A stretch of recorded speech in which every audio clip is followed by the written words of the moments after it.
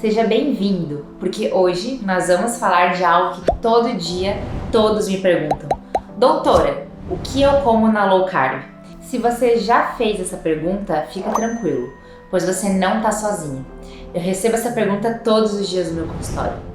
Então vamos lá, sem drama, sem demonização, até porque a quantidade de carboidrato vai depender de qual biotipo você tem, qual objetivo e qual finalidade você almeja.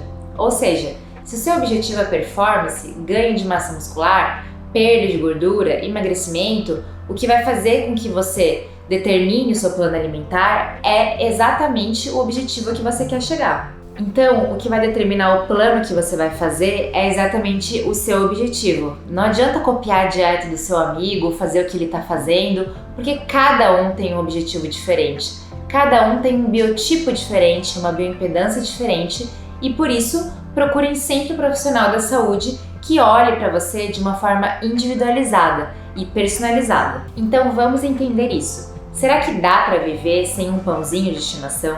Sem aquela massa de farinha branca, de trigo branca? Já repararam que algumas pessoas têm uma relação com um pão, uma necessidade muito grande do pãozinho? Seja no lanchinho, no café da manhã, ou daquele bolinho das 4, das 6 da tarde.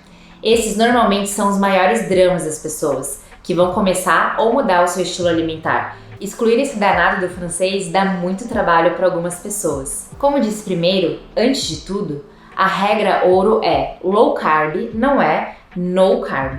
Ou seja, é uma redução de carboidrato. Esquece isso de carbofobia.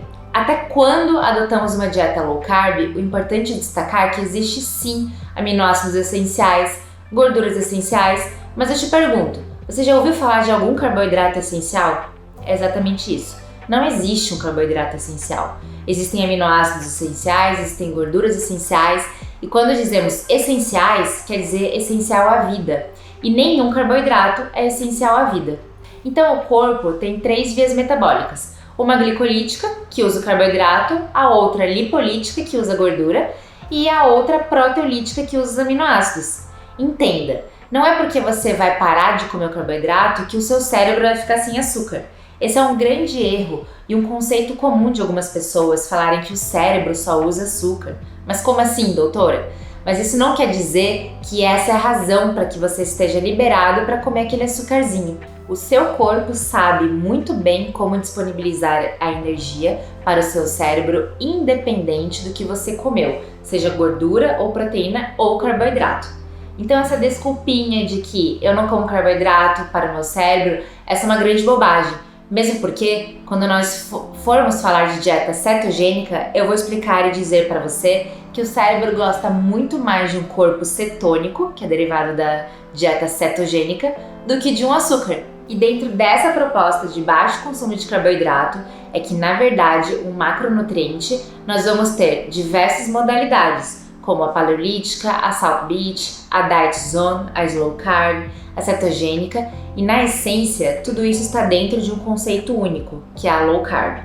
Você deve ter em mente que a sua principal fonte de energia passa a ser dos alimentos ricos em gorduras e proteínas, tanto as saturadas como as monoinsaturadas, e a única gordura que realmente você deve banir do seu cardápio é a gordura hidrogenada, aquela gordura trans, da indústria alimentícia.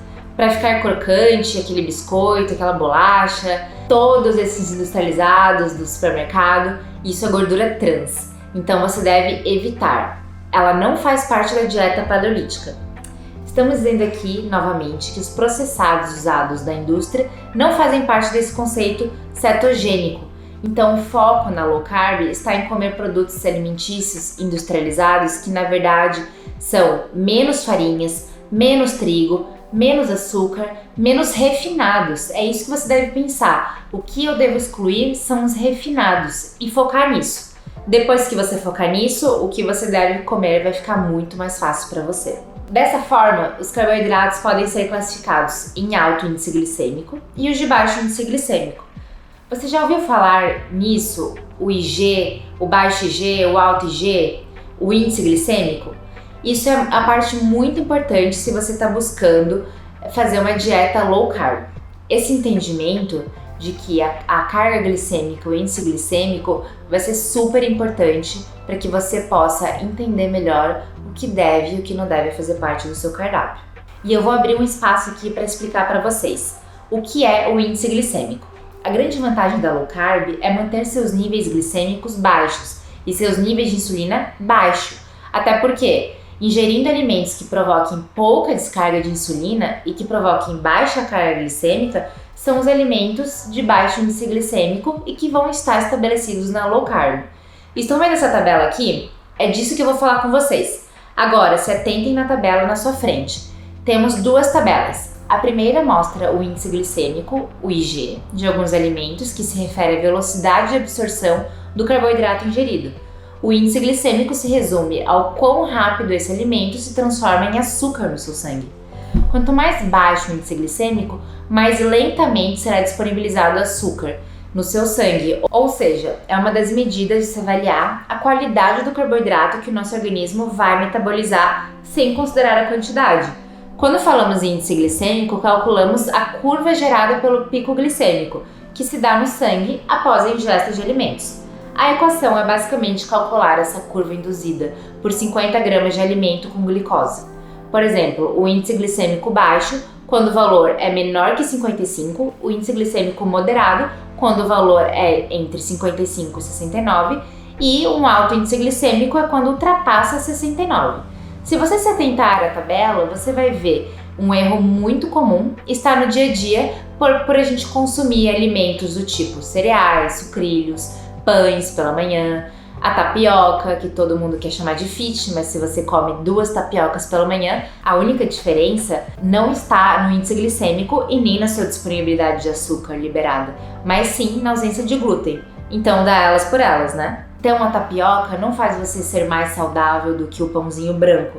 A única diferença é que você não está consumindo glúten. Aliás, quer reduzir farinha branca? Evite qualquer tipo de farinha que tenha um alto índice glicêmico, como as farinhas brancas refinadas. E a tapioca se inclui nessa lista de alimentos. Então você vai me perguntar: ah, doutora, então nunca mais vou poder comer um bolo?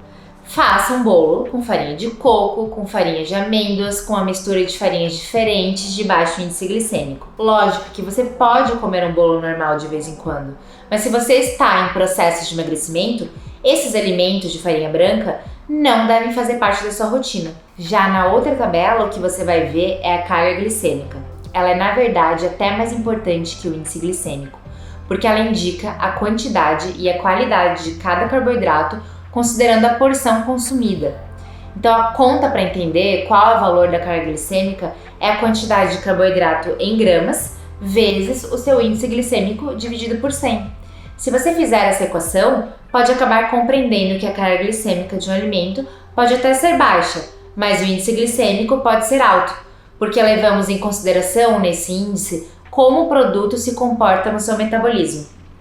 E um exemplo disso, prático e fácil, é a melancia, que é de alto índice glicêmico, mas a carga dela glicêmica com a água vai ser baixa, porque ela tem muita água. Então, por isso, um suco de melancia é totalmente diferente de comer uma melancia inteira, no caso, porque a carga glicêmica no suco é muito maior do que a carga glicêmica nas fatias de melancia, que estão compostas, carregadas de fibra e muita água. O meu objetivo aqui é te mostrar que o mais importante é você ter uma consciência alimentar.